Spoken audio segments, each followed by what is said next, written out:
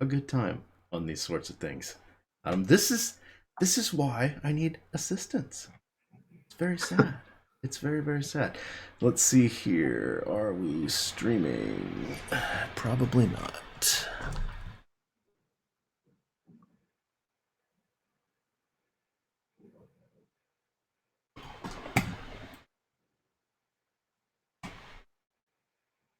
In the meantime, assuming we are streaming, we'll hold off on the analysis till I can confirm that. How did your night go last night? I ended up with the stat correction costing me about 10%. I never seem to be on the right side of those. Yeah, no, I ended up breaking even. Got off to a really nice start because I was really heavy on the Wizards game. Once Nance was announced the starter, I ended up with him in like half my lineups. I had Portis in like half my lineups. So it started out really well, but then the really popular Whiteside and Wiggins and Markkanen plays obviously also crushed and made a lot of that irrelevant. So ended up breaking even. All right, I think we are going here, so I will try to get back into my stuff. Chat, speak now or forever hold your peace. And there we go. All right, that is not what I wanted to see, but whatevs. Whatevs.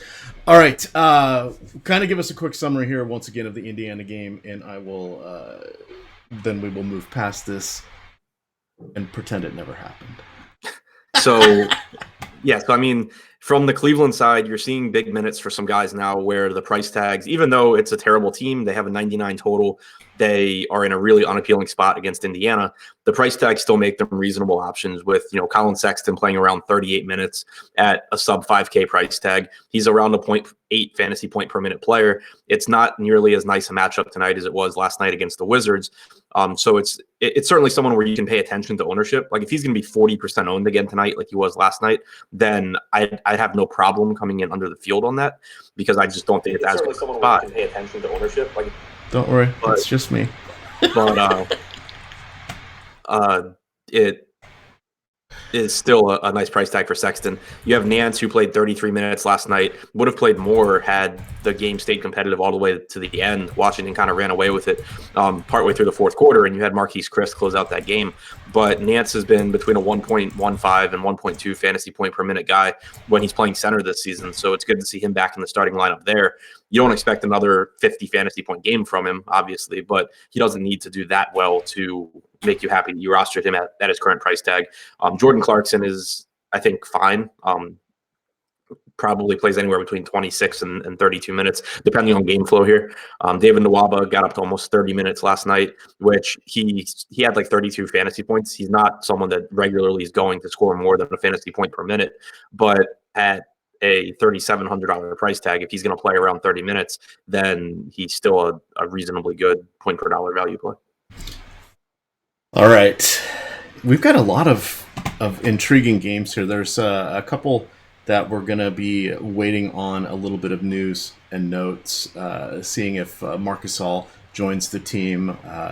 Toronto, they're also saying they're hopeful Kawhi Leonard is going to play tonight. Why he would come back against the Knicks, I have no idea. So these are the things we're going to want to keep an eye on. Of course, we will have the deep dive later today that will be written by Adam. We have Live Before Lock this evening with one Fast Eddie Fear. I'm confirming the time on that. It'll either be 6 o'clock for sure, but he might go early at 5:45 just to make sure you can get through all 8 games. So you've got that. You've got Jake Hari streaming a little NHL right now. So we are now running on dueling channels, Adam. How about that? We're multimedia. All right, well, I hope we're getting more views than Jake is. Well, we'll see. We'll see about that. In any event, the one the one thing that we have going for us is there's just that one 7 o'clock game.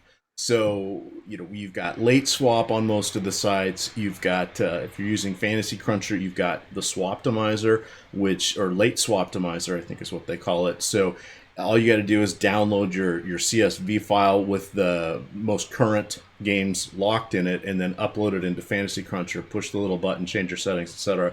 Does all the work for you. Much easier because DraftKings, horrible interface. The fact that I have to global swap from my phone and I can't even get the page to load on my computer, Horrible. This is like I'm in charge of their technology. So there we go. Which is funny, me calling somebody out for technology. It's so bad though. It's a poor user experience. Their filters are just they're just awful. They're just awful. Now, the next game we have here is Charlotte in Atlanta. We have the return of Cody Zeller. We didn't do the Pacers. Oh, I'm sorry. Let's go back to the Pacers because we do want to look at one Miles Turner.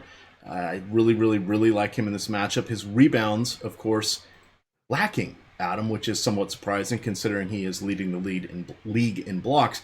But in the last few games he's played, a couple times he's had more blocks than rebounds. Rarely does that happen. Talk to me about Miles Turner, and is there anybody else after him? We have a $4,600 Corey Joseph. Not a lot of room for error with Corey Joseph at that price point, but what do you got from the Pacers? Yeah, I mean, I love Miles Turner again today. Have really liked him the last two games, and he's been really good in those games. He's also been hurt because Indiana blows out their opponent. That obviously can happen again today, but he just has massive upside at his current price tag. He's averaged 41.5 DraftKings points per 36 minutes without Oladipo on the floor this season. And this is a nice spot against Cleveland, not only because they're a terrible team defensively, but once again, you have a center in Larry Nance who gets a reasonable amount of shots near the basket where Turner will have a chance at blocks. You have Colin Sexton who's going to attack the rim and give Turner a chance for an opportunity for blocks. So it's just another, I think, very, very friendly spot for Miles Turner. Like I said, 1.15 DraftKings points per minute without Oladipo on the floor. And I think that you see, around 32 minutes if this game does stay competitive. So I like Turner quite a bit. Beyond that, you have several guys that are good plays, not necessarily not like core plays, but if you're playing a lot of lineups, getting exposure to these different Indiana guys makes a lot of sense. You have Thad Young, who has been very good recently, and also without Oladipo on the floor this year, he's averaged just shy of a fantasy point per minute. You see his assist percentage jump up to 13.1% without Oladipo on the floor. His usage rate gets a little bit of a bump as well, and he becomes someone that can really fill out the stat sheet in a really appealing matchup here. Same goes for Darren Collison, who sees his assist percentage jump up to about 35%. Both of them are priced up a little bit, and Bogdanovich as well. Been playing really, really well. There's a good chance, at least one of these guys has a big game. So I expect that Turner will be my highest owned pacer, but that I'll also have, reasonable exposure to these other guys in a very friendly matchup against the Cavs. All right. That definitely is a good call out there and something I think we want to do. Reminder, everybody, we have a new promotion here. We are celebrating 1 year of Awesemo.com. That is February 15th. Is our 1 year anniversary here. Now, of course, that is not much going on that day in the world of NBA because it is the Rising Stars game, and then we head into the weekend of the All-Star break. But if you guys would like a chance to win a full year of Awesemo premium content, all you have to do is comment on any or all of our YouTube shows with a like and a comment below. The comment boxes or the section will not appear until the show's over. So not the chat that you can get in now, but once the show's over, there'll be a section below the video where you can put in a comment. And today's comment will be, who is your favorite all-time basketball player? Basketball player for no good reason. I don't want to see a bunch of LeBron Jameses. I don't want to see a bunch of Michael Jordans. I want to see Kurt Rambis. Bobby Portis is the only acceptable answer to this question. Who? Bobby Portis. Bobby Portis. Okay. Well, he might immediately my favorite player. This is just hilarious. Hopefully he doesn't get suspended after the game tonight. We shall see. You and I may be singing a different tune next week, but there you go. So we like your under the radar favorite play. So what we're gonna do is we're gonna collect all of the comments, the names, etc. There'll be a random drawing on Live Before Lock on the 13th. And the lucky winner, will get 1 full year of all Awesemo content. It's a very, very good deal. So jump on in there. Secret tip, you can comment on shows that you didn't watch. You can go back through and get any of them through the 8th, which is yesterday. And there's also a pinned tweet on Twitter. So follow the instructions there for another chance to win. All right, Adam. Now that we've done that, now that my caffeine is kicking in once again, Let's go to the 7:30 game. So we have two here. We've got Charlotte going into Atlanta. We've seen the return of Cody Zeller. It's been very helpful for one Kemba Walker. Correlation, causation, there does seem to be a little bit to it with their pick and roll, with Zeller setting screens. And hey, if that's what's going to get Kemba going, then we like it. Let's start off with the Charlotte backcourt here. Kemba's pricey. He's ticking up. But if we can get a 50 fantasy point outing from him, and we very well could in this matchup, I think he'd be worth it. Yeah, I agree. It's a great matchup, and even though Zeller's been coming off the bench, which may or may not continue, we're still getting the bulk of his minutes with Kemba on the floor, and we've talked about it at length now, both before Zeller came back and since he came back, that you just see a lot more production from Kemba for the season. I think he's around 1.3 fantasy points per minute with Zeller on the floor. He's at like 1.12 last I checked with Zeller off the floor. And the reasoning makes sense. Zeller's a good screener. Kemba is one of the highest frequency pick and roll players in the NBA. And when you have Zeller out there, it just makes him more efficient. He's a more efficient shooter. He has his role guy out there, so you see his assist percentage go up. He's at 30.8% with Zeller on the floor this season, assist percentage. And without Zeller, it's down I believe around like 24%. I'm pulling it up now. But you see a difference in the assist numbers. You see a drop in the per minute production, 25.2% without Zeller on the floor. And so now you have, probably, or at least like a chunk of Kemba's minutes with Zeller in a very favorable spot against Atlanta. Not that individual defensive matchups mean a whole lot to me, especially in the backcourt, but Trae Young's one of the worst defenders in the NBA. Atlanta as a team is not good defensively. They play fast. I really see no reason not to like Kemba a lot here. All right. That's what we want to hear. Got a couple people asking in chat, am I trying to kill myself with Mountain Dew? It's Diet Pepsi today. I have had 3 Mountain Dews. This is Pepsi, so soda number 4, and then I'm cutting myself off. So that we'll have to see what happens. Did you say that's your 4th one? Yes. It's 11:30 in the morning. I've been up since like 6:45. Okay. So I've had many hours to get going here. And I was up late last night watching those games, so I needed a little turbo booster, if you will. Asking if we've got the promo code on Yahoo. Yes, we do. It's promo code is Awesemo. When you make your first deposit, you should get a deposit bonus match up to $30 in Yahoo player points. Those are available for immediate use. There's no trickle through, but that should work out for you there.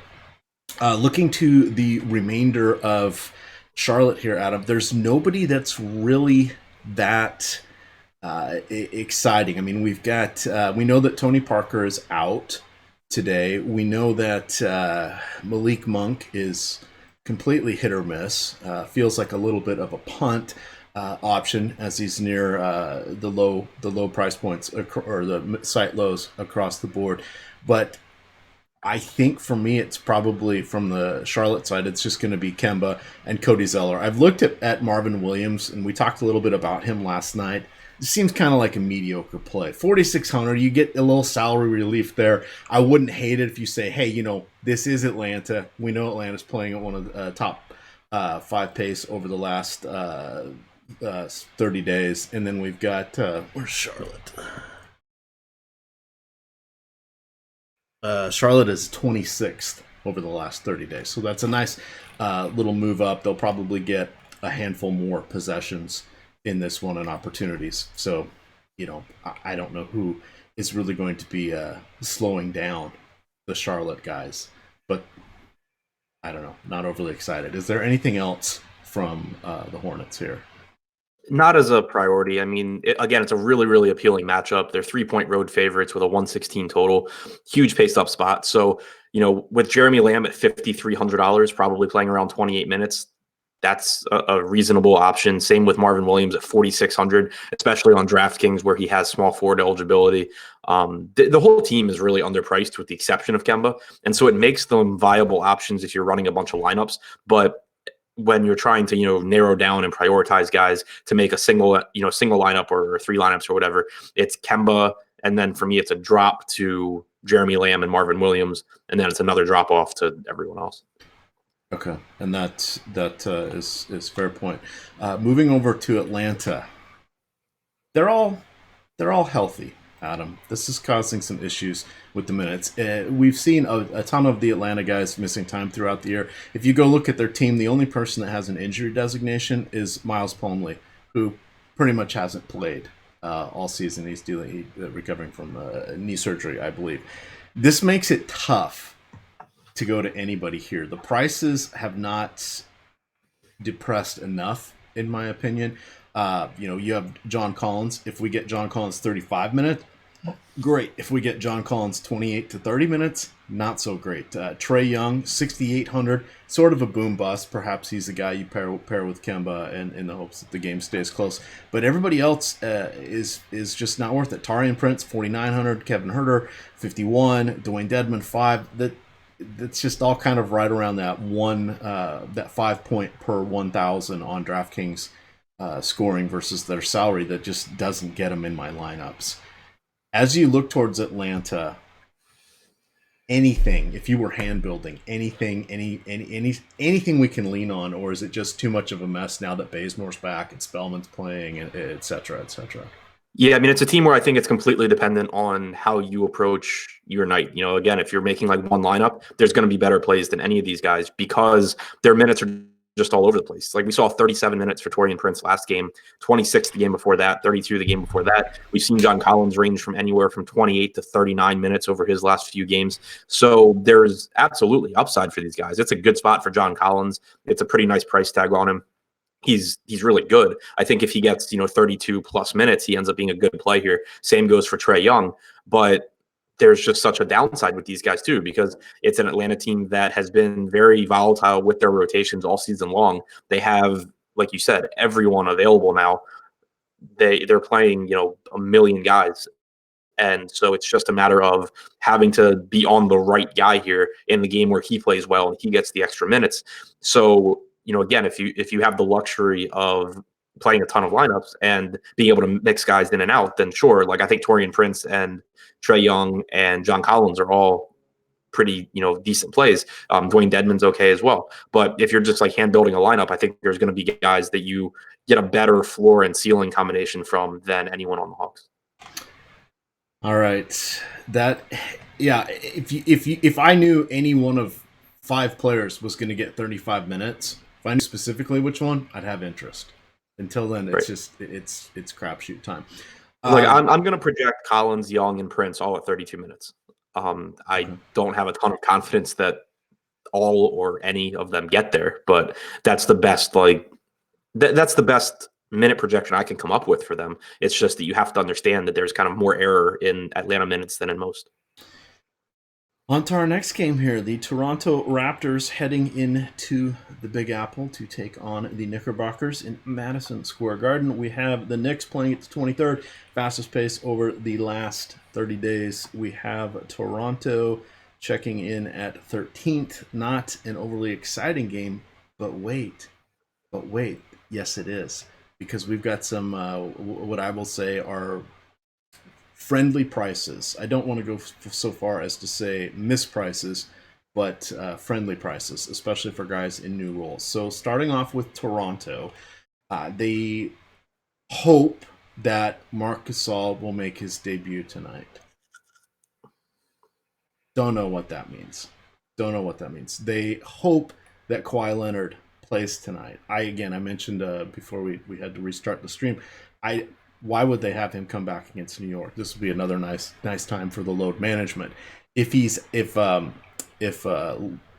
is out, that puts Fred VanVleet into the mix because we don't have DeLon Wright there anymore, and all of a sudden he has some very nice minutes in a good matchup. Adam, do you think Kawhi and Gasol either or will play tonight? Yeah, I think they both play. They both went through shoot around this morning. They're just waiting on the paperwork for Gasol, which I assume gets done before the game. And Kawhi, they said, is expected to play. So for now, I have both of them in. And if they are both in, it makes this game or this side of this game much less appealing than if one or both of them were out. Yeah, and that's kind of where I'm landing because with the Gasol in theory, he should play 30 minutes that's going to impact Pascal Siakam. That's going to impact Serge Ibaka. If Kawhi's in, now we'd still have Vanvleet as the third guard, but his price ticked up. He's coming off a great game, but he's a wildly inconsistent player. You're hoping for a little bit of mop-up duty, but a lot of times Vanvleet isn't out there in mop-up duty anymore, and you're hoping that the short bench keeps him out there if they let Lowry or Kawhi get a breather there in the fourth quarter. As you're looking at Toronto, and as you've played around with the minutes, is anybody appearing worthwhile to you? Not really. I mean, Kawhi is cheap enough where, especially if you have to roster two small forwards like on FanDuel, it's fine. It's a good spot for him. But again, I just don't really get to him that often in tournaments because the volatility really isn't there. I can normally find a higher ceiling from guys in his price range. If Gasol is in, it's going to be really interesting to see how the front court rotation goes because we really have not seen Serge Ibaka play any power forward this season. When Jonas Valanciunas was healthy, you were splitting 48 minutes between Ibaka and Valanciunas. You had Siakam playing all of his minutes at 4. Recently, we've had Siakam playing backup center minutes. Both prior and since the Greg Monroe trade, he had kind of taken Monroe's minutes anyway. And so you were having Ibaka play a ton of minutes at center. You were having Siakam fill in the rest and, then get the rest of his minutes at the 4. So with Gasol moving in, do they just cut Serge Ibaka's minutes like in half, which doesn't seem like the most prudent thing to do? Do they actually start playing him at the 4 alongside Gasol, even though Nurse has said earlier in the season that he views Ibaka solely as a 5? I really don't know. But if he starts playing more minutes at the 4, that's going to cut into Pascal Siakam's minutes as well.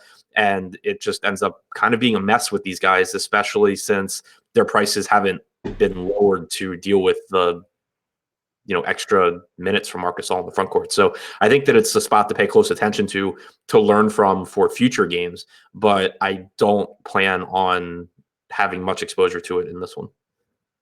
All right, and that definitely is kind of the route I'm taking. So here's the fun part. We're doing the old Fred VanVleet fan club, the Fred VanVleet fan club number 57. I'm going to drop the link in chat. It is just $1. I am the only one required to play Fred VanVleet.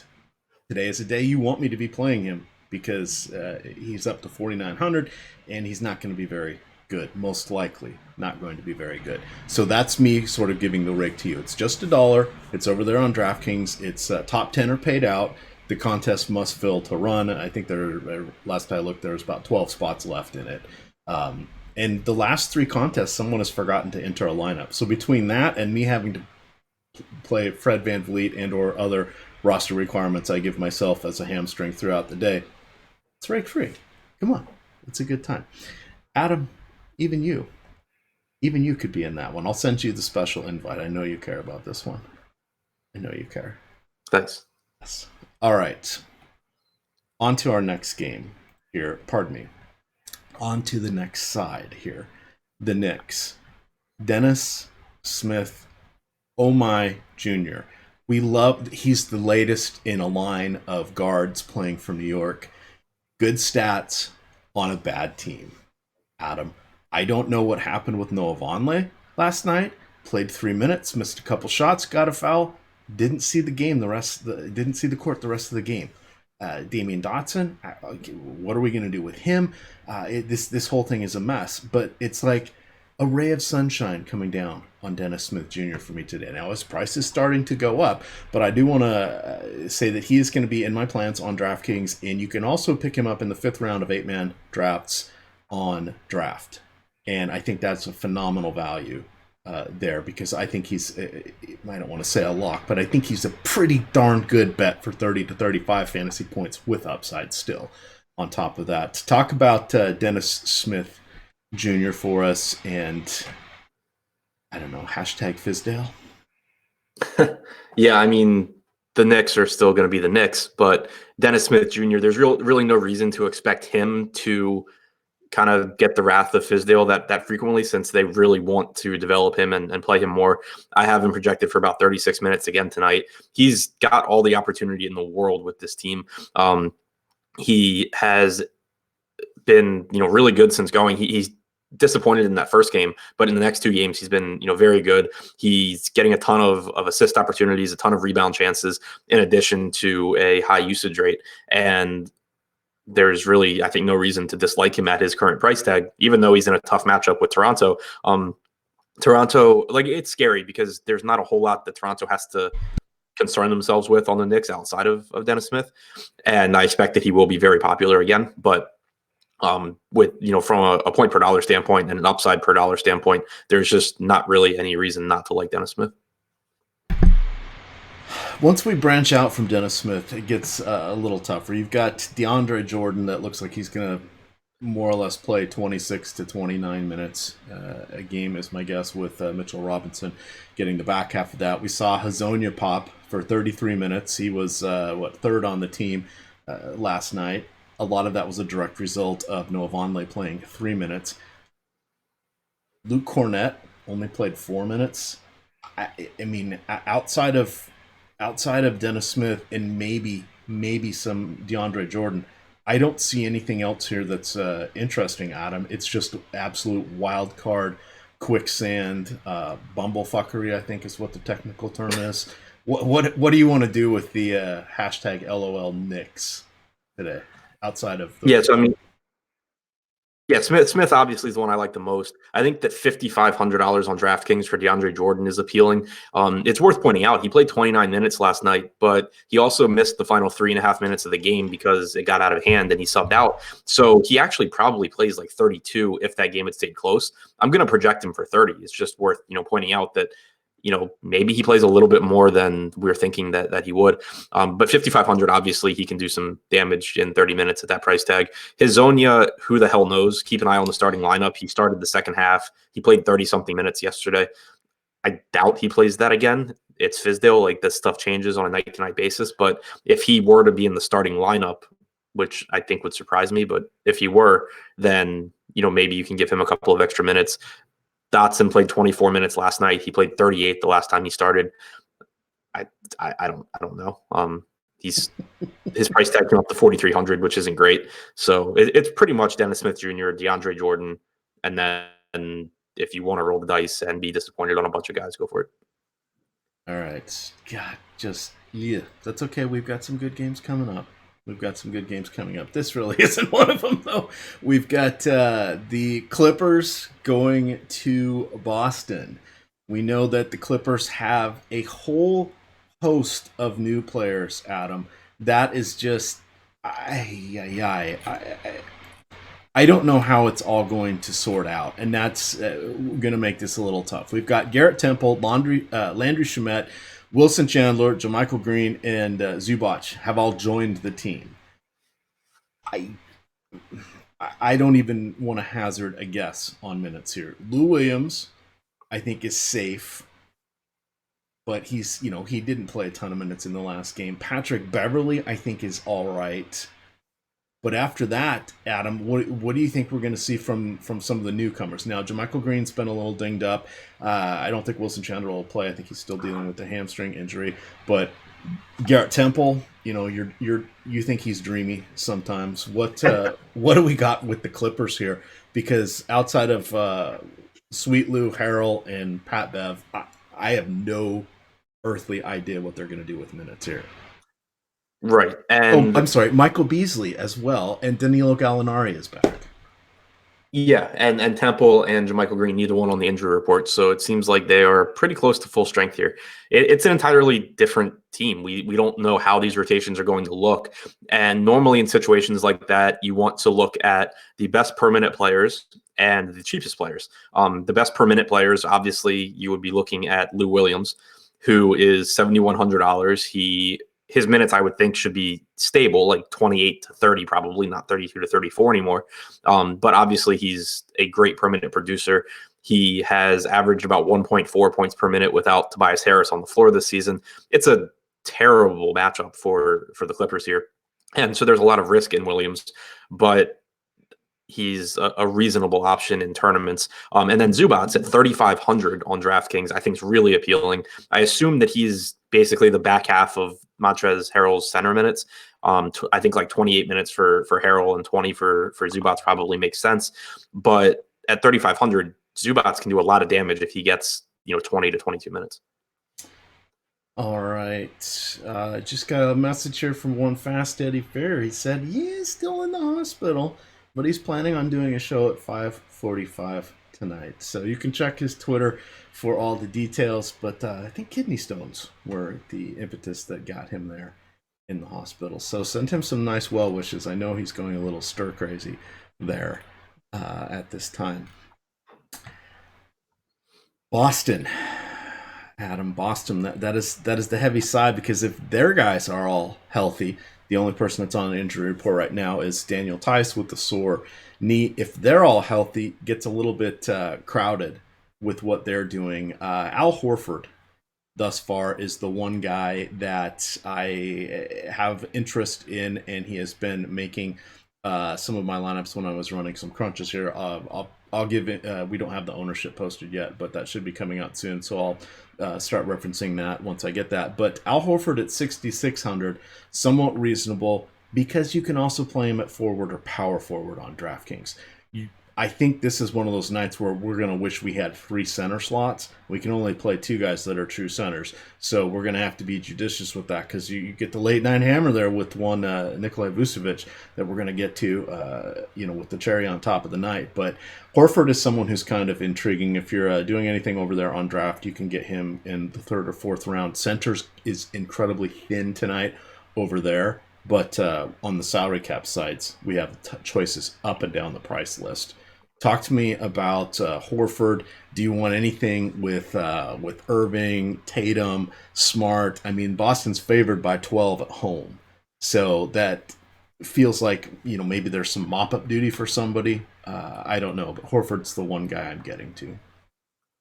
Yeah, I think Horford's fine. Only played 25 minutes against the Lakers, which is a little concerning.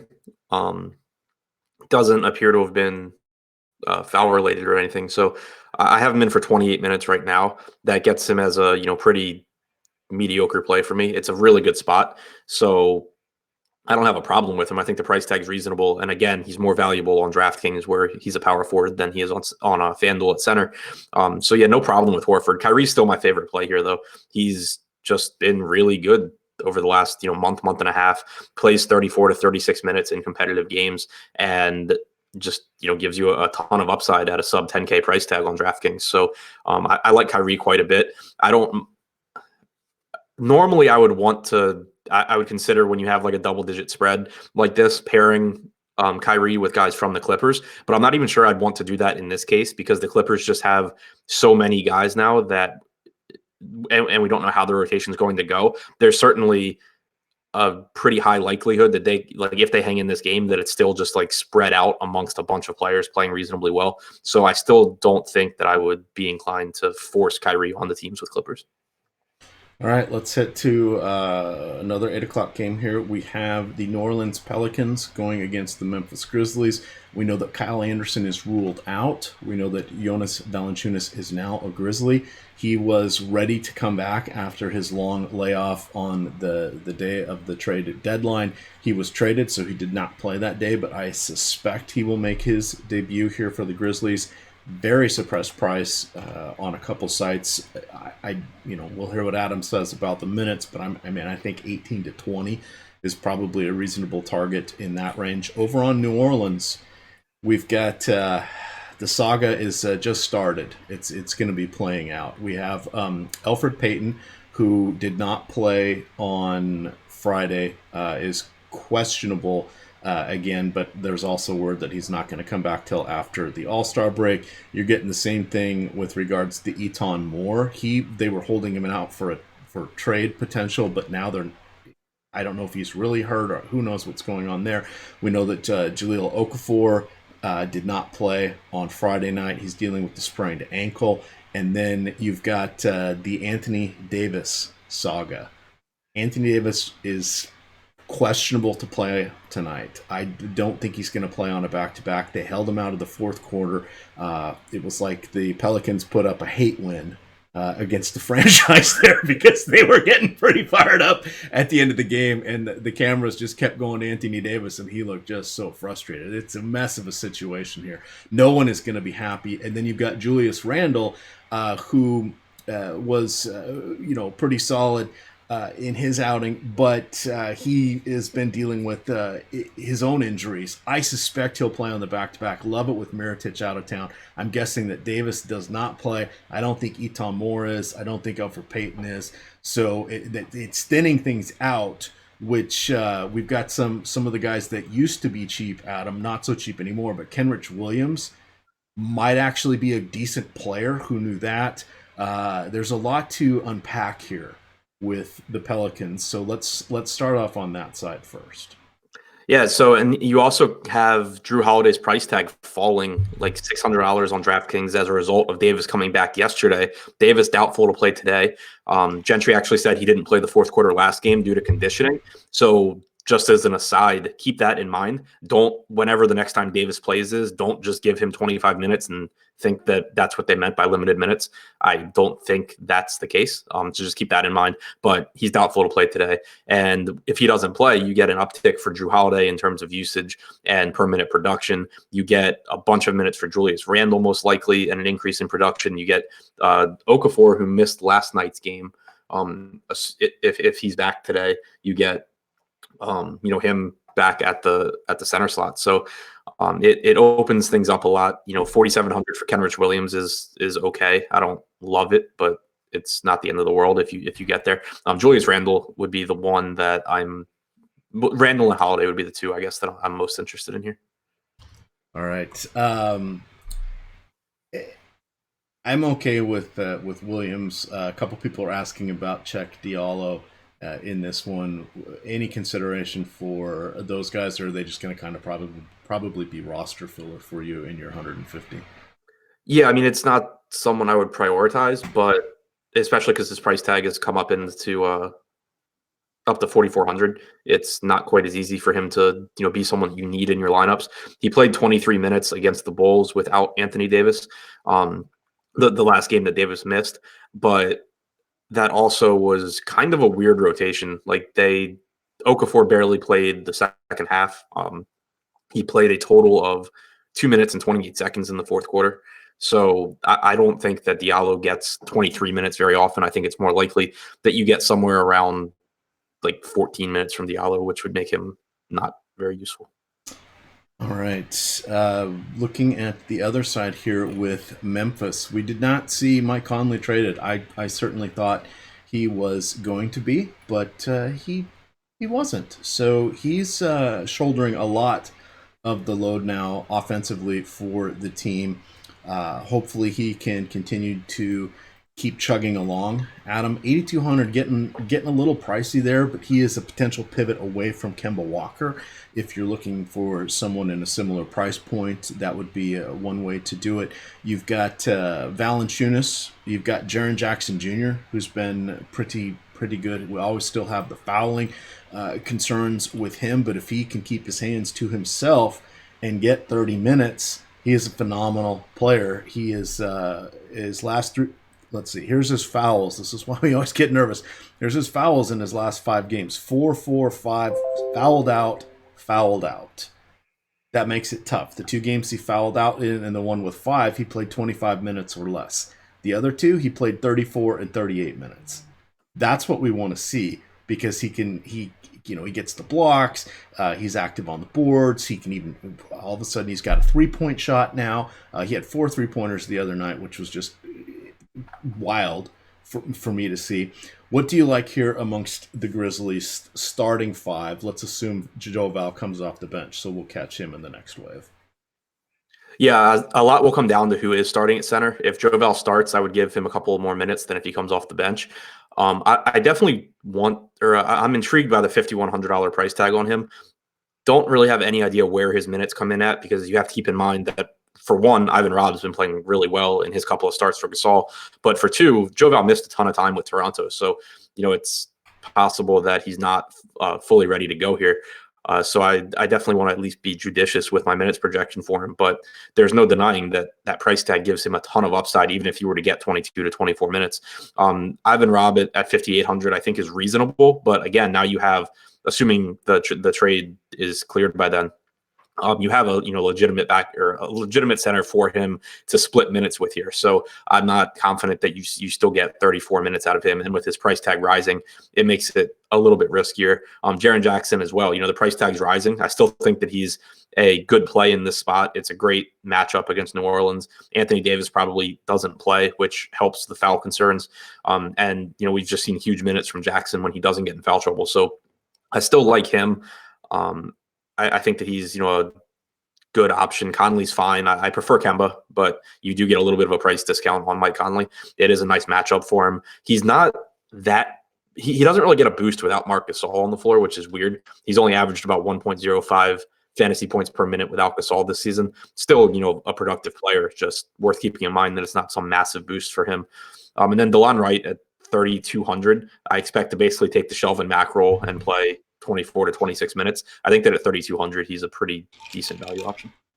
That's actually a good call out. I had not even given him consideration in this one. And that's one of those deeper trades. You've got some moving parts, and it's like, it's on right, whatever. Oh, wait, there's a minutes void here. So definitely something to look at there. We've got the Pelicans playing at the fourth fastest pace. We have Memphis coming in at the slowest pace over the last 30 days. So just calling that one out. It's a 2-point favor. Memphis is home favorites by 2 points. We have a 213 over under, which isn't horrible, and we kind of know where the production should be somewhat concentrated.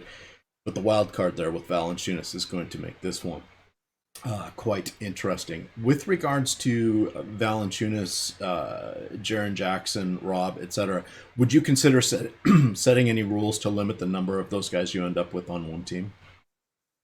I wouldn't want Rob and Valanciunas together. I'd be okay playing Jackson and Valanciunas or Jackson and Rob. It's not ideal. I wouldn't necessarily want to start my lineups that way, but playing as many lineups as I do, I'm not going to set a rule to limit those guys other than making sure I don't have Rob with Valanciunas. Okay, and I think that's the Rob Valanciunas one's also a rule that should carry over to the 8 o'clock slate. That'll be a fun 3-gamer here, so that'll make it interesting. All right, Adam, are you ready to talk about your Washington Wizards? I cannot wait for this game. I saved it. I let the anticipation, the build-up. I'm looking forward to watching this. To me, it's all of a sudden that I'm seeing just a little bit of hope here for the Wizards. Now, I moved out here over a decade ago from the Seattle area to Washington, D.C. area. I'm in Northern Virginia. And the Seattle Supersonics were my favorite team. And they were still playing when I moved out here, and then they went away. The meteor hit them, and the Seattle Supersonics do not exist anymore because I refuse to acknowledge the Oklahoma City Thunder. But I started just laughing at the Wizards because they were so dysfunctional and just god-awful, and guns in the locker room and knucklehead play, and just they hated each other. Then they kind of got fun. They got Marcin Gortat. They got Nene. That Paul Pierce came in. They made a couple runs in the playoff. They were fun to watch them. I said, "This. I'll support this team. I'm not going to watch anybody else. So here's the team I want to watch." And then this year, Adam, it's just like there's been a pall over the whole season. You've got John Wall. Now he's going to be out for a full year, rupturing his Achilles tendon. That's not going to bode well for him and his speed. We've got they traded away Kelly Oubre, and they just sucked. We still have a shitty coach. We have a horrible GM. But here we go. We've got Bobby Portis has been freed. He is now with the Wizards. Jeff Green, small ball center. Who knew? And then you've got Jabari Parker flirted barely with a triple-double somehow last night, Adam, in relatively limited minutes. This is going to be a fun one. There's a lot to discuss here. So let's start off with the Wizards. The key cogs, the stalwarts that are there in Beal, Satoransky, who's I think his price is coming up, and this is just a little uncertain, so I'm not a fan of his today. And then Jeff Green. Right. So One thing to keep in mind, like we obviously have now seen how Scott Brooks uses these guys for one game. Keep in mind that you do kind of have, to an extent, interchangeable pieces here with Thomas Bryant, Jeff Green, Bobby Portis, and then, Jabari. So I think that there will be risk on a game-to-game basis as far as, if one of these guys is playing really well, they get more minutes at the expense of another one. But I would expect that the normal plan would be very similar to what we saw last night, where Thomas Bryant loses a lot of his minutes and he's down in that like 18 to 20 minute range. You have Bobby Portis playing around 28 a night. You have Jeff Green playing somewhere in the 26 to 28 range, and you have Parker playing around 24. So I was happy to see the rotation work out kind of the way that it made sense in my head and what I expected to happen. So I don't have to like guess at what Scott Brooks is thinking. So for now, I'm just assuming that we see a similar rotation tonight, and that obviously makes Thomas Bryant not very appealing because he lost minutes to Portis. But it makes Portis a phenomenal play. If you're going to get 28 minutes of this guy on this Wizards team in a great matchup against Chicago, where we all know he is more than motivated, I really like him again at his price tag. I liked seeing the 24 minutes from Jabari. He looked good as a playmaker. He was picking up assists. He was getting after rebounds. I think that he can probably thrive on the second unit with Washington. And with his price tag being down, you do get some, upside there. Jeff Green, I think, loses a few minutes. Like I said, he had been playing, 32 to 34 minutes a night against smaller teams. Now I think you see 26 to 28 normally, unless he's like shooting the lights out. So with him with him being a little bit more expensive than Portis and him being more expensive than Parker, I'd prefer Portis and Parker because they're cheaper and they come with that monster ceiling. But I really, really like Portis. And so yes, he's going to be probably emotional. He's probably going to be volatile. Remember, he shattered his teammate's jaw last season. That was Nikolai Mirotic. Got a little Bobby Porter, little practice scuffle there. Laffy thinks there's going to be a bench clearing brawl and says he'll be disappointed if there's not. Knowing there's a huge wild card here, a lot of this is a revenge spot. I think. Hey, remember me? I was with you guys 72 hours ago. How much Portis would you go? Would you go if he comes in at 70% of your lineups? Would you go that high with just this crazy situation? Yeah, I'll go as high as my numbers say I should go.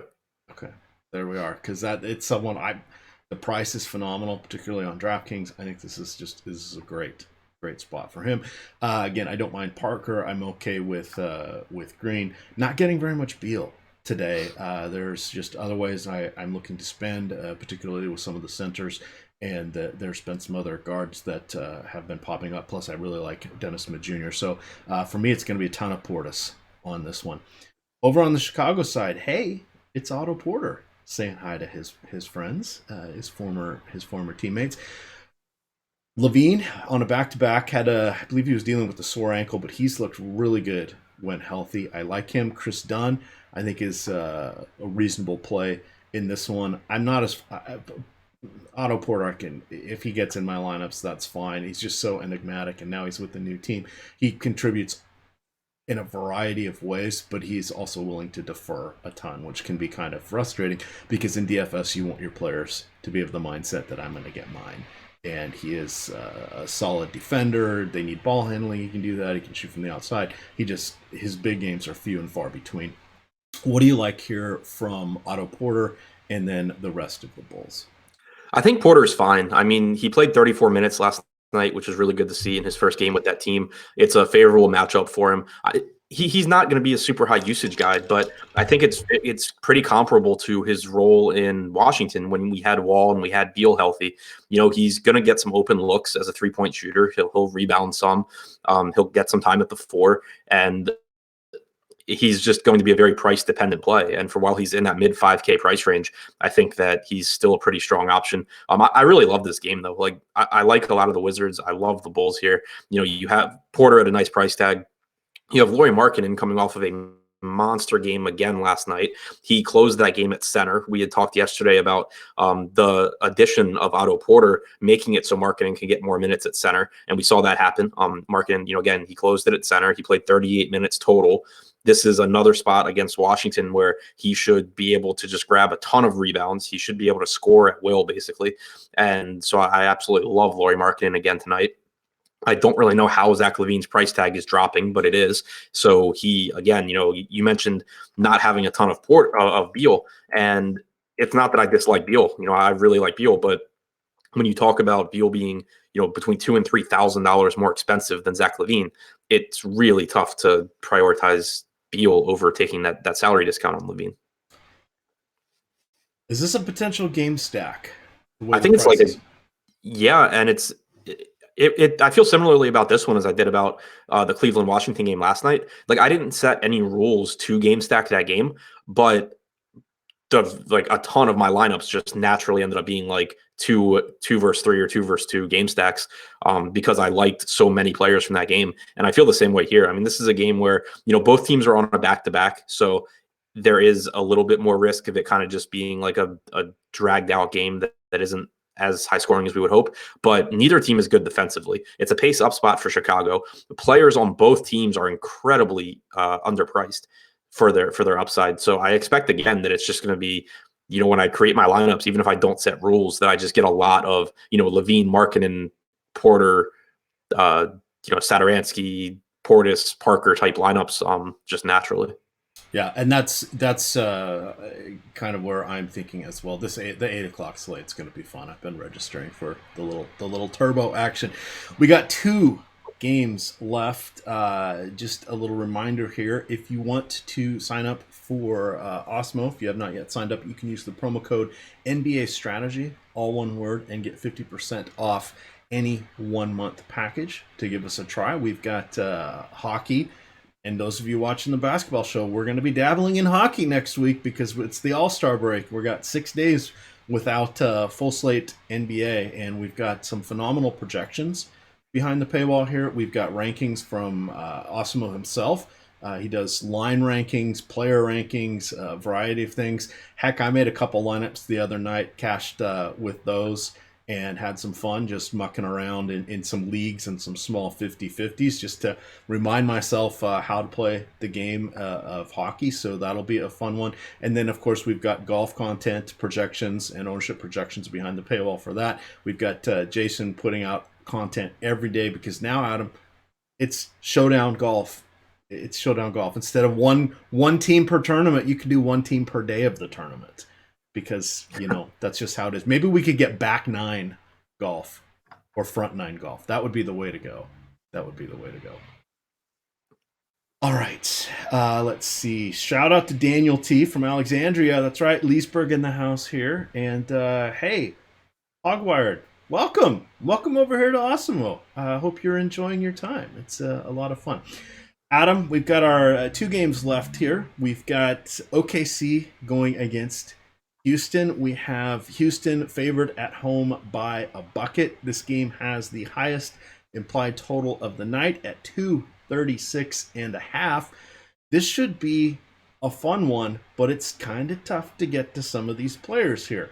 Harden, expensive. We do have Chris Paul. Chris Paul at about 7K over there on DraftKings. I need 45 fantasy points from him at that. I don't know if we're going to get it, so there's not a lot of profit left there, or meat on the bone, as I've heard a couple people mention that on shows this week. We've got Kenneth Faried getting priced up. This is not going to be the easiest matchup for him going against Steven Adams. So we'll have to see. Another active big man he's going to be competing with rebounds for. But Faried is the one guy I'm kind of okay with there at 6,900 on DraftKings, but I still got him ranked behind Portis and 3 or 4 other guys on this one. What do you like here? Let's start off with the Houston side. What are we doing with Harden? Because I don't think I'm going to get him in more than 10% of my lineups this evening. So we can start by, I'm not interested on FanDuel. The price tag is just still too high there, especially when you factor in that the opportunity cost is higher because, again, we have good shooting guards on this slate with guys like Drew and Beal and Levine, amongst others. And obviously, if you roster Harden, you can only roster one of those guys in addition to him. But also, the scoring just doesn't favor him with a full point deduction for turnovers, with no double-double, triple-double, or three-point bonus. I'm just not interested on FanDuel. On DraftKings at 12-2, the price tag's falling pretty quickly in response to Chris Paul being back. So it does still give you upside in this matchup against the fastest paced team in the NBA. For Harden, you're looking at probably around a 38% usage rate. He plays close to half his minutes without Chris Paul. So, he still gets a nice bump there. It really depends on what kind of value opens up. So far, we don't have any great, super underpriced guys, and the mid range is pretty strong. Normally, when that happens, I end up not getting all the way up to Harden. But I think that on DraftKings, I'll be very happy with any Harden that I get because I do like the spot, and I obviously still really like him as a player. It's just that there are so many mid range guys. Like you're talking about almost twice as much money for James Harden as for Zach LaVine. That's getting tough because you're kind of asking probably Harden to score 80 plus points just to be a better play than LaVine. So it gets a little tough there. Kenneth Faried, again, it's kind of a secondary play for me. It's a tough matchup against Adams. I expect that he gets around 32 minutes. He's been, pretty productive with Houston, but the price tag's getting to a point where normally he's going to, even in his good games, he normally is going to give you a satisfactory score, not something that you have to have. And then he comes with, still comes with downside at this price tag. Chris Paul, I am intrigued by. He's actually had a usage rate up over 25% in each of his last two games. And he gets some minutes without Harden as well. Harden generally will sit for about 10 minutes in a game, and Paul will be out there for all of them. He played 30 minutes last game, but sat the last couple in a blowout. Played 33 the game before that. I'm going to end up projecting him for about 32 minutes here. Again, it's a pace-up spot. I think that there is still some upside for him at $7,000. I think he'll be more expensive than this a week or two from now. So I wouldn't want to play him with Harden. I think that at their respective price tags, you're getting to where you really need an outlier game, just something that really is unlikely to happen for them both to get to where you want them to be.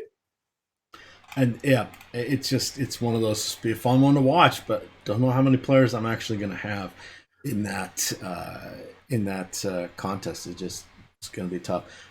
Looking at the other side here, I was looking at the statistical leaders, something I used to look at a ton when I was playing season-long basketball, but I don't look at it very often now that we're doing DFS.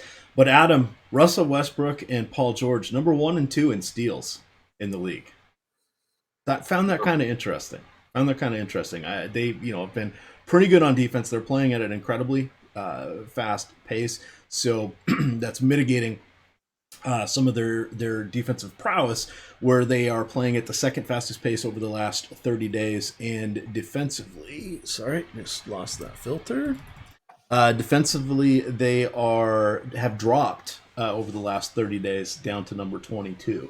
So just kind of food for thought there. We've got Russell Westbrook here at 11-2 on DraftKings. You've got Paul George coming in at an even $10,000. Kind of the same story here with what you were mentioning on Harden. There are just some guys in the mid-tier plays that I'm finding a lot more on my rosters. If we look at our ownership projections, which just came out, we've got let me get Westbrook up here. We've got Westbrook coming in on 13% of the teams. You've got Paul George coming in at 13%.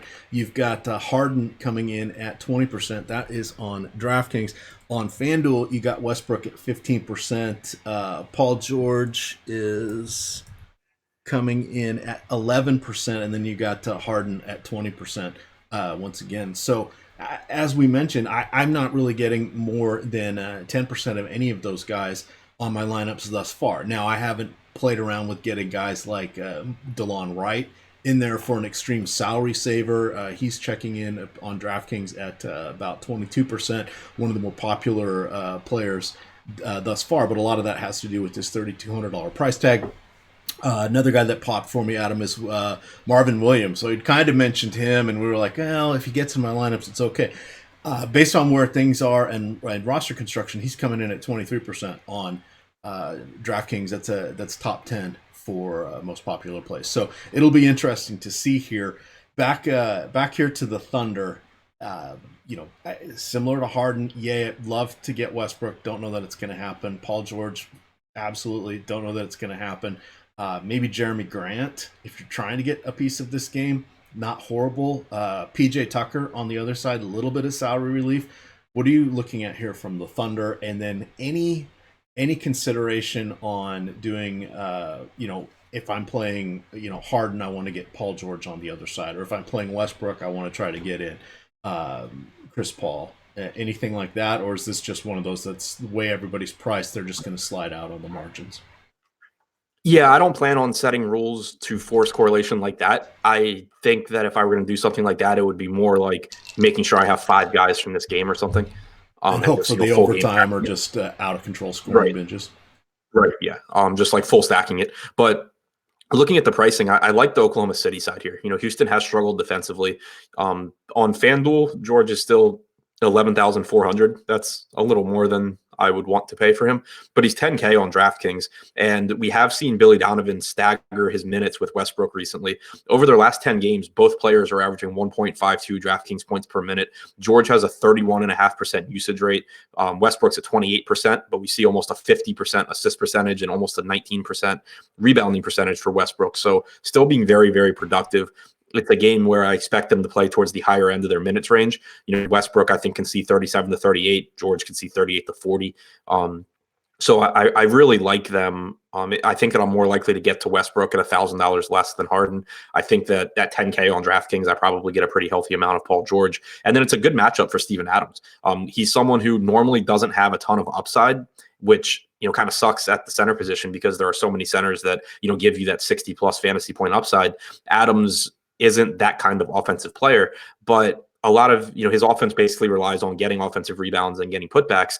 Houston's been one of the worst rebounding teams in the league since Clint Capella's injury. Adams' price tag has dropped all the way to $6,100. You probably get 34 to 36 minutes from him, and I think that it's a spot where he could just have a lot of success here in this matchup against an undersized Kenneth Faried. So I would say I'm more interested in the Oklahoma City side than the Houston side.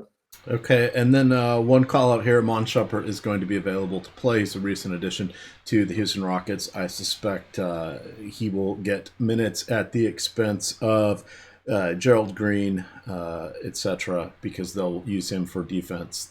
Yep.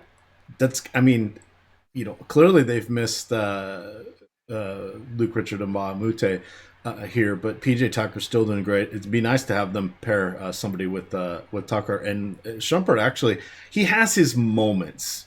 He has his moments where offensively he can get, all of a sudden he'll score 20 points, and you'd be like, where the hell did that come from? And you realize it's just all off fill in the break, garbage buckets, putbacks, etc. But occasionally he'll take. He's not a horrible 3-point shooter. So, if he gets open looks here from Houston, that's someone at 3,700. I'd love to hear he's getting 20 minutes, but I think that's reasonable. Have you projected the Houston minutes yet? Not too closely, but I do think that it's a spot where Shumpert could play a ton because you have Westbrook, you have George, and both of those guys play so many minutes, and they stagger their minutes. So one of them is on the floor at all times. I think that you could very easily see him on Shumpert just jump right into a ton of minutes here. And I'm glad you mentioned him because while I don't think it's, some great play or anything like that, it's Amon Shumpert. It never really will be. It's the kind of spot where you should be looking closely and paying attention to, if you're mass entering tournaments, it kind of just works itself out and you end up getting what you should. But if you're someone who's hand building lineups, and we've talked about this a lot in premium Slack, that I think the way to approach that is to still come up with the best lineup you can make, ignoring ownership, and you kind of end up seeing what the optimal roster construction is. And then you can go in and find kind of the weakest point and make a pivot or two. And if you do that and you're looking for someone in this $3,700 range, if you were to land on, let's say, David Nwaba, and then you look at the ownership and Nwaba's projected for a lot more because he scored 32 points last night, you can make that switch to Shumpert really easily, assuming Shumpert's projected for a lot lower ownership, and you're not really sacrificing upside. So, again, if you're max entering tournaments, it'll kind of work itself out. You'll get some of both in that price range. But it's the kind of spot that you should be paying attention to if you are hand building a couple of lineups and looking for pivots like that. And that was a great example. Nwaba on DraftKings is 9%, Shumpert's 1%.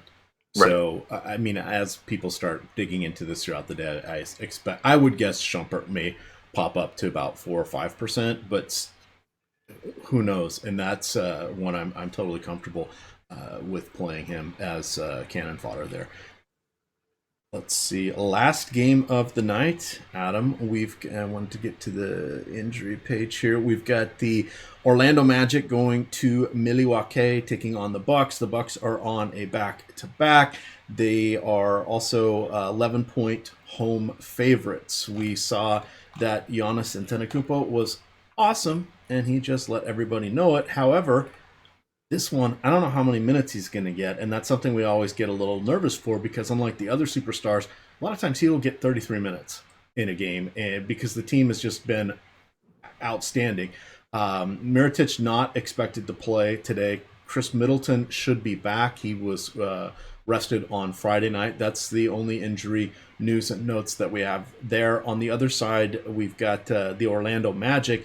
They don't have any injury concerns either because Jonathan Simmons is no longer with them. Markelle Fultz, who knows when he's going to play, and then Mo Bamba's out after having surgery. So the dust is kind of settled with those guys. Let's start off here first with Giannis. How is he comparing with these other top end guys, or is he yet another casualty of some decent mid-tier talent today? Yeah, I think that he's just going to probably end up being a casualty for me of the slate, and just that while he's the best per minute producer, like he's better than Westbrook as far as per minute production goes. He's better than George. He's better than Harden when Harden's playing with Paul. He's similar to Harden when Harden's not playing with Paul. The problem though is just that even if you assume the game stays close, which a lot of Milwaukee games do not because they're just so much better than everyone they play. But even if they stay close, you get like normally 33 to 34 minutes from Giannis, whereas you get 38 plus from guys like Harden or Westbrook, potentially, Paul George, probably, so you really have to make up for a lot. Like if you're going to play 3 or 4 less minutes than guys, even in competitive games. And it just makes it really tough when, he's $200 more than Westbrook. Again, I think that it's a better play on FanDuel where you have to roster 2 small forwards where there is not a $1,400 price difference between Giannis and Paul George. So site dependent for me, but on DraftKings, I imagine I don't really get to that much. And if he goes out there and scores 60 fantasy points, it's not the end of the world if you don't have it on this slate. I think you really need, monster games out of your expensive guys. So I would rather, save the money and go to guys like Bledsoe, a $6,100 Middleton, a $5,600 Brogdon. Those guys are all, solid plays as well. And I think give you a little bit more room for upside than Giannis does, given how many minutes Giannis normally plays. Right, and there is the potential risk that Giannis gets a day off, and this is the last game, so you'll want to have a contingency plan in place for that because that's a lot of your salary cap that could be put at risk. So potentially, if you want to play it safer, having 2 spots from the late game or later, the last 2 games, if we get word about Giannis going out, you can upgrade one and downgrade from Giannis. If you just have Giannis left, you good luck. You've just eaten about $4,000 in salary. So be careful. Be careful. Orlando Magic. We have Nikolai Vucevic checking in at 8,800 here on DraftKings, projecting him for just shy of 50 fantasy points. Now that seems to me a little bit high, but in past games going against Milwaukee, he has hit 45 DK points, I think in 4 of the last 5, something like that. The worst game was in the low 30s, and he topped 50, I think, twice in that stretch. I was also comparing him in recent games against against Brook Lopez, just out of curiosity to see if that affected him. It didn't. So I really, really, really like Vucevic today. He's kind of the guy in that second tier that or the second tier player that I would like to make a priority in this one. And I'm hoping that not a lot of people are going to go that route, that they either, pay up or drop down, because we've got some other decent Center options, I mean, we mentioned Miles Turner, Horford, your mileage may vary, etc. But there's a bunch of decent centers out there tonight. Vucevic is coming in at 12% projected ownership right now on DraftKings. I love that. I'd love to be double that tonight, maybe even triple. Yeah, if he's going to be low owned, it becomes really nice. It's a great price tag. It's the first slate that I can remember in a while that Vooch is on it, and Towns, Jokic, and Embiid are all not.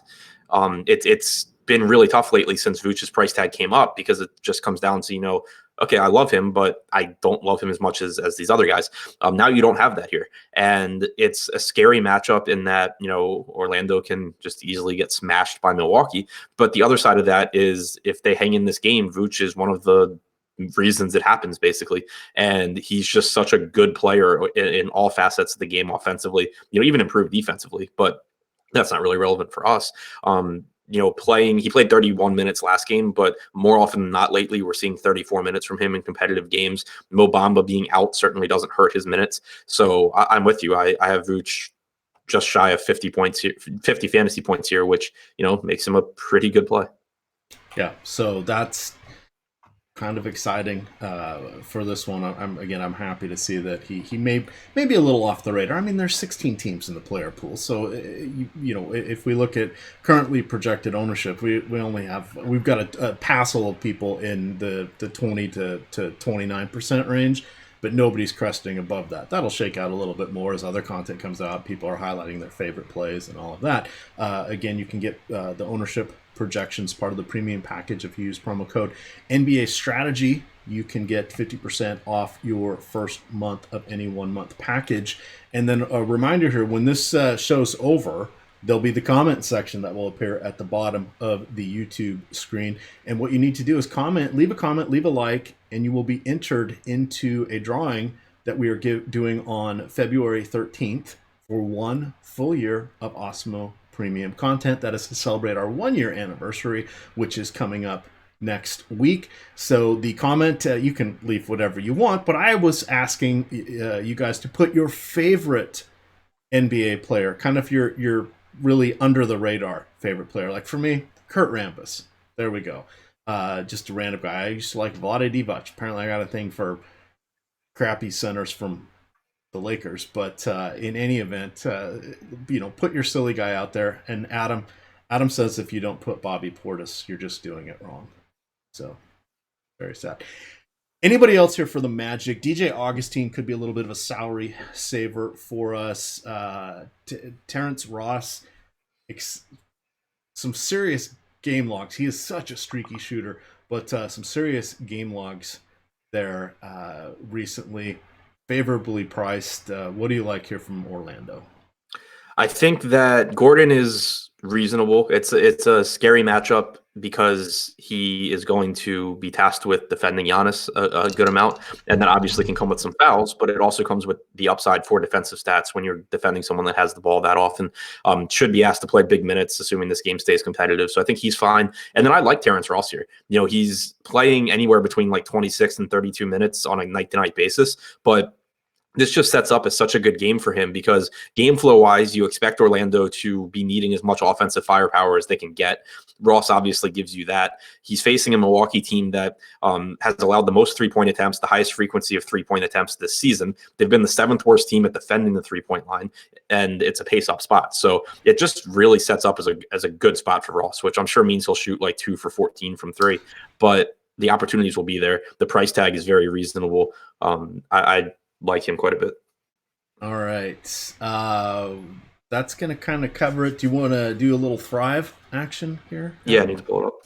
While you're pulling that up, let me get the link in there. Well, 2 links. We got 4 spots left here in the Fred VanVleet fan club. Yes, I am the only one that has to play him tonight. You want me to have to play him, especially if Kyle Lowry and Kawhi Leonard are both going to be in. Not a great spot for Mr. VanVleet.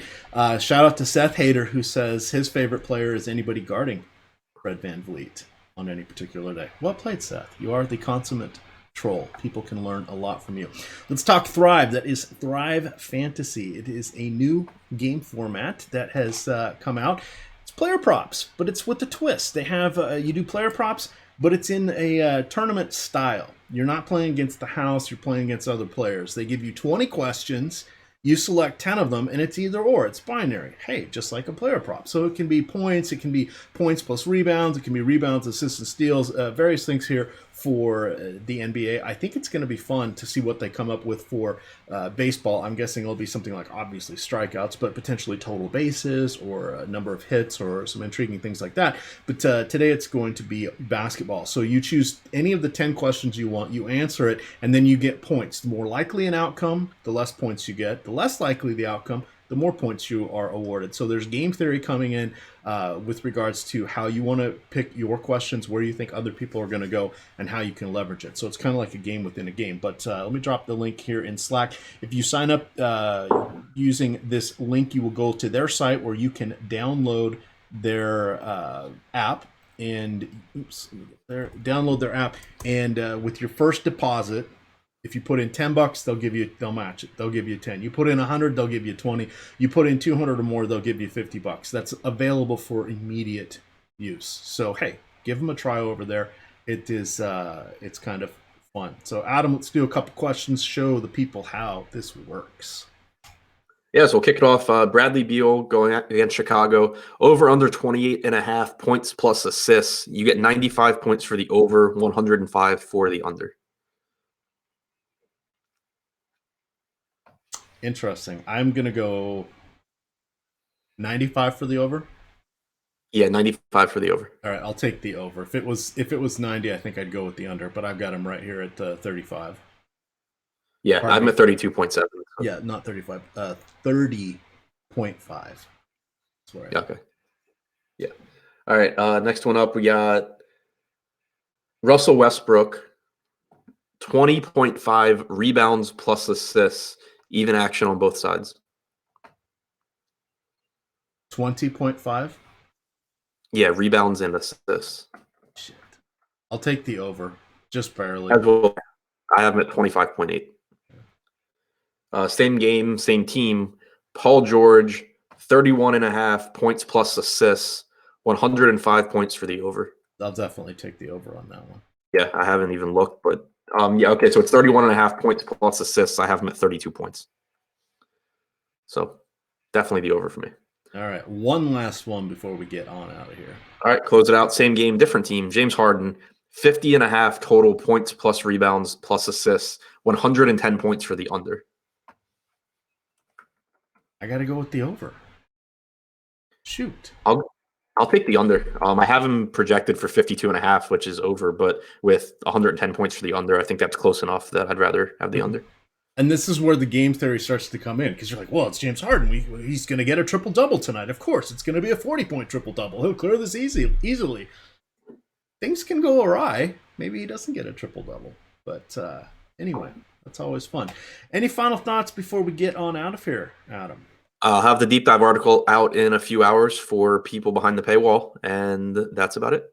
All right. And then a reminder, we do have Live Before Lock featuring Fast Eddie Fear. That will be 5:45, assuming he is cleared from the hospital. Give him a shout out on Twitter. He's on an IV drip dealing with some kidney stones. So I don't know why I'm laughing, because apparently they're caused by massive amounts of caffeine, which is one of his issues. I probably drink more soda than he does. So perhaps I will not be laughing very much longer. You can follow Adam at ShipMyMoneyDFS. You can find me at EMECDFS on Twitter. And of course, it is Osimo _COM. With that, gamers, good luck.